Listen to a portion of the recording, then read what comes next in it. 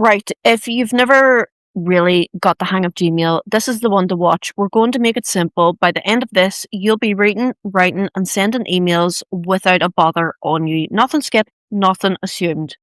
So, this here is your inbox. It's just a list of your emails, newest at the top, no jargon, no rush.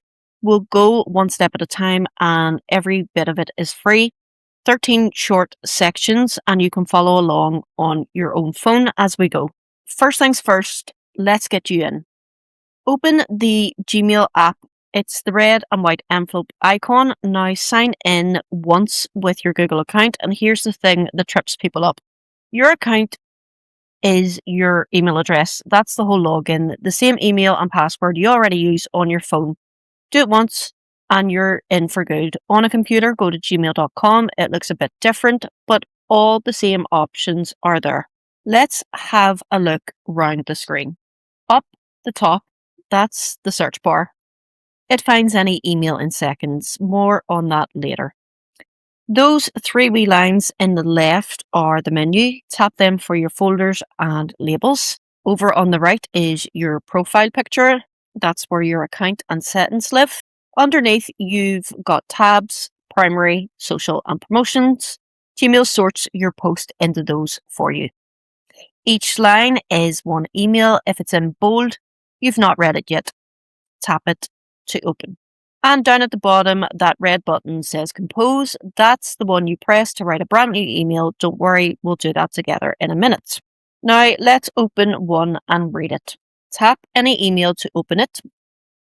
I'll tap the one from Aoife here. And there it is. The whole message opens up big and nice. Along the top, you get a toolbar. The first one, Archive, tidies the emails away without deleting it. Beside it, the bin and mark as unread. We'll go through each of those properly in a bit. See that star? Tap it to save an email you want to find again later. Handy for the ones that matter. And if it's a long, rambly thread, Gmail can now sum it up for you in a few bullet points. Right, this is the big one. Writing your own. Tap the red Compose pill down the bottom right. That opens a fresh blank email for you. In the to box, type the email address of whoever you're writing to. As you type, Gmail will often suggest the person, so you can tap their name. Next, add a subject. Just a few words so they know what it's about before they open it. I'll put Sunday dinner. Then in the big box underneath, type your message. The same as you'd write a text. Say whatever you like. Tap the arrow for CC and BCC. CC copies another person in. BCC copies them in secretly so the others can't see they got it. When you're happy, tap the paper plane at the top to send it, and that right there is one skill everything else builds on. Want to send a photo or a file? Dead easy. While you're writing an email, tap the paper clip up at the top. That's the button for attaching things. To send a picture, tap Attach Photo and pick one from your gallery. Grand for sending the grandkids photos on. Now, if it's a big file, don't attach it the usual way. Tap Insert from Drive instead. Drive is your free online storage and it handles the big ones, no bother. Here's attachments max out at around 25 megabytes.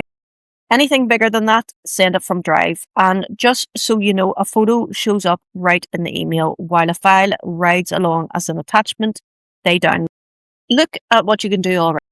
We're about halfway there. From here on, it's the handy stuff. Keeping your inbox tidy and keeping yourself safe. Chancers. Stick with me.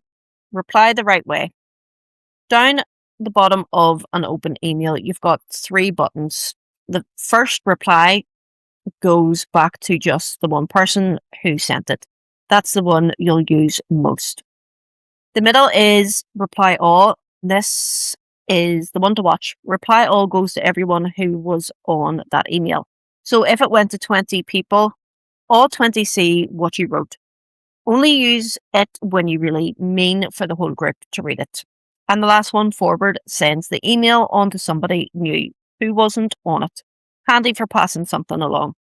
So 3 buttons, 3 jobs. Reply to the person, reply all to the whole group, forward to pass it on to someone else. Easy when you know. Lost an email? You'll never lose it. Tap the search bar at the top and type in a name or a word you remember from the email. Gmail will dig it out for you in a second, even from years. And here's 2 shortcuts to narrow it down. Type from, then a colon, then a name like from Aoife, and you'll get everything from that one person. Type colon attachment, and you'll only see the emails that have a file or a photo in them. Just pop them straight into the search bar. Once you get the hang of those 2, you'll find anything in a flash. Let's get that inbox nice and tidy. Tap the 3 lines, top left, to open the menu. This is where all your folders. Scroll down and tap Create Label. Now, this is new in 2026. You can finally make your own labels right here in the Android app. Think of them as folders. Make one for bills, one for family, whatever suits you. Now, archive versus delete, because they're not the same.